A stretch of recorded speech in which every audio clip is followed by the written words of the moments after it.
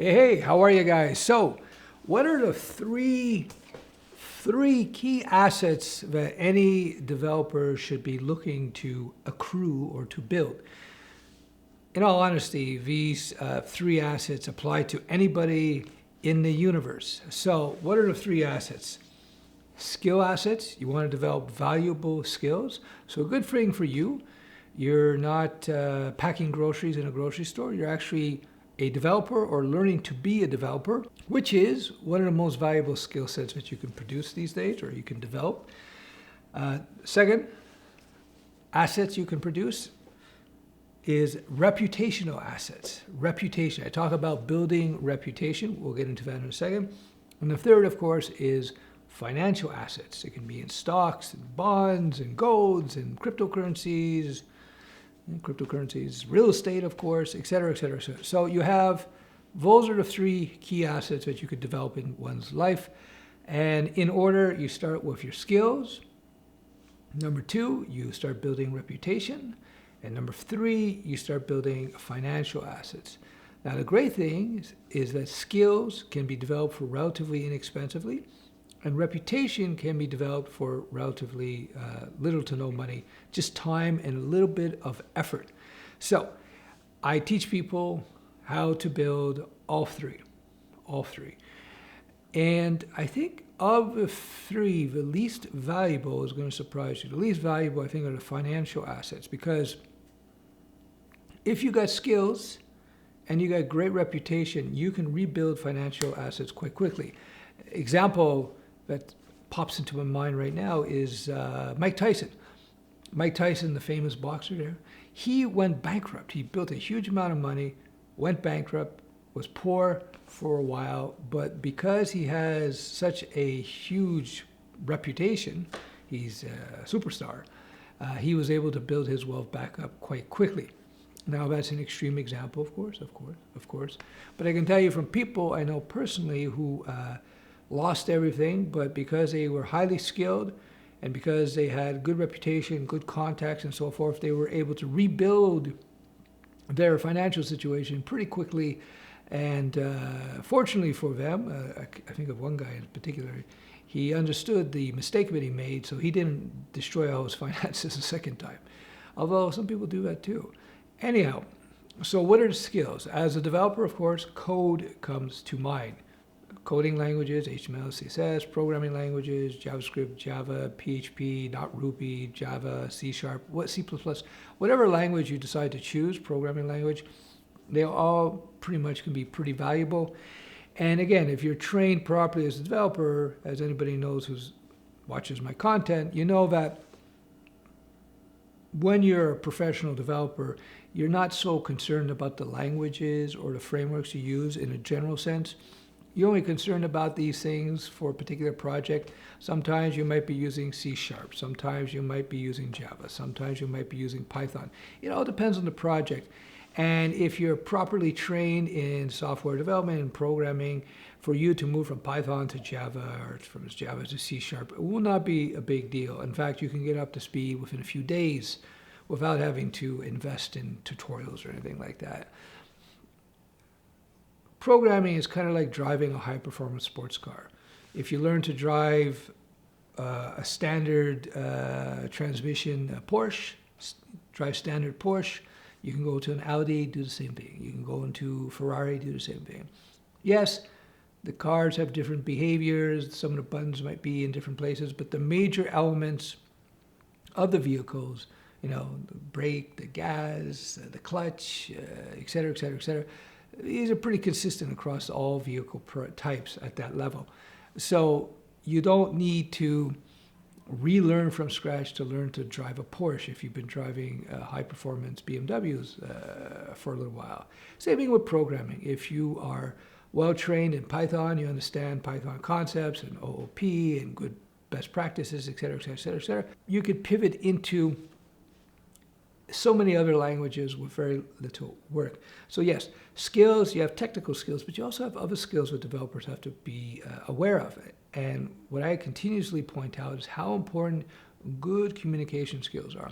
Good interpersonal skills, good business writing skills, be concise to the point, just good body language skills as well. Just showing up at a job interview, not looking like a slob is, sounds, basic, but, that's part of a skill set. Just knowing how to dress properly so that you're presentable. I know it's basic, but, sometimes some nerds, they forget that for some reasons. Other more deep understanding of communication skills is understanding psychology. That's why I am putting out a new very advanced psychology course, very advanced communication course, if you will. It's called the Lizard Wizard, and you can understand the operating systems that manage your brain and your body. So what you're going to learn is that your brain actually has two operating systems. One operating system is called the lizard, and the other operating system is called the logical brain. Lizard brain, logical brain. Some people call it the unconscious brain and the conscious brain. It's one brain, but you have two operating systems that exist, and each of these operating systems, they work independently of each other for the most part. They do communicate, of course, just like two disparate systems communicate with each other. But what they discovered recently is that one of the operating systems, the lizard, is actually the dominant one. We used to think the opposite. We used to think, and still a lot of people think, that our dominant mind, our conscious mind, the mind that you are aware of yourself, like the mind I think about when I think about who is Stefan, that logical brain, you assume, and we've assumed, that that was in the captain's seat. The logical brain was controlling everything. It's actually the opposite. What they've discovered in the sciences, which you'll learn in the Lizard Wizard course, is that the lizard brain actually controls most of what's going on. And once you understand that, and once you understand the operating system of the lizard brain, all of a sudden a whole bunch of things about reality around you all of a sudden makes sense. It's pretty crazy stuff. Anyway, though, good psychology skills, good psychological skills, there we go, good communication skills is another extremely valuable skill set that you should develop over time, just like you develop your technical skills. Like anything else, I could teach you how to code, and you get the basics, but to get really good at anything, you have to practice. You have to write code, you have to write code.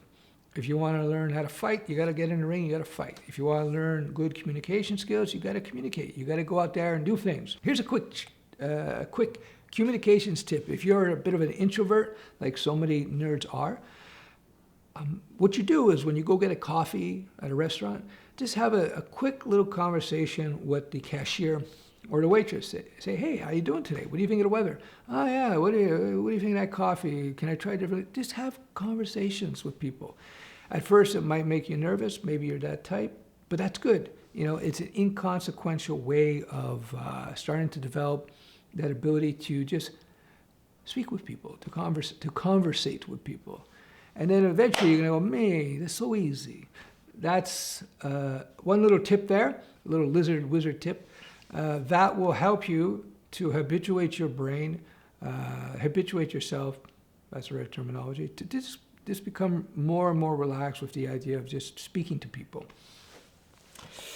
So let's finish off this very unusual, but I think you'll find valuable video on reputational asset development. So I say reputation is one of three core assets, right? Skills, financial assets, and reputational assets. Now, reputation is literally your reputation. Whether or not people think that you're a good person, whether you're reliable, whether you're honest, that is huge, because when you have that, that can open up all kinds of opportunities for you in terms of jobs, in terms of business opportunities, in terms of your dating opportunities. So it's very important that you build up your reputation in all aspects of your life, not just your technical skills, but not just your interpersonal skills, if you will, but all aspects of your life. So I'll give you an example. In terms of your technical skills, the first level in terms of building reputation is to get some sort of certification. I value certifications much less in real-world experience and portfolio that you can show, but it's a good way to start. So a lot of people will go to schools and boot camps, spend tens of thousands of dollars to get a certificate. Why are they getting that certificate? That's just basically reputation, right? Now, in full disclosure, StudioWeb provides certifications. We provide them for schools and now to the public. Again, I think that actual real-world experience is more valuable than certifications, but a proper certification is the beginning of building some reputation. Now, you can't mix up certificates of completion, which are not really worth much at all, versus an actual certification where you've been tested and so on. So yeah, reputation, build it up, great relationships. So for example, here's a little tip. Let's say you get your first job and you work there for 6 months, a year, and you decide you want to move on. Move on properly from that job. Don't just say, hey, see you later, suckers, and leave. You want to give everybody, your people you're working for or working with, you got to give them the opportunity to be able to adjust to the fact that you're going to be leaving them. So you got to give them the 2 weeks or the month, and don't say, I hate your face, I'm going to leave. You just be polite about it, even if you have to do a little white lie. Maybe you don't like working there for whatever reasons. Maybe you don't like the food they serve. I don't know. It doesn't matter. What you say, if you're leaving, you say, I'm looking at other opportunities because I want to expand my technical exposure, and I'm really interested in this particular field, so I really enjoy the opportunity working with you or working for you, and thanks for that. But I'm just giving you, in a month, I like to leave, et cetera, et cetera, et cetera. By doing that, you will not burn that bridge, and you will leave with your reputation intact and maybe even improved. Because if they ever talk about you, say, yeah, he left because not he was crapping all over me. He left because he wanted to do this and this and this, but he was a good guy. He let me know in advance, or a good girl, good person, let me know in advance, and told me, so I had time to prepare and so forth. That is huge because, you do that once, you do that twice, you do that 3 times. Next thing you know, you start developing some rep, which is positive. So don't burn your bridges. All right, I hope that is valuable to you guys. Again, the 3 most valuable assets you will develop in your life: number 1, skills; number 2, reputation; number 3, all the financial assets. Financial assets, most of the time, are directly related to your skill set and your reputation. You got good skills, good reputation, not just technical skills, but communication skills as well. You got these 2, financial assets just happen on their own. All right, I hope this is useful. Thanks for watching. Bye-bye.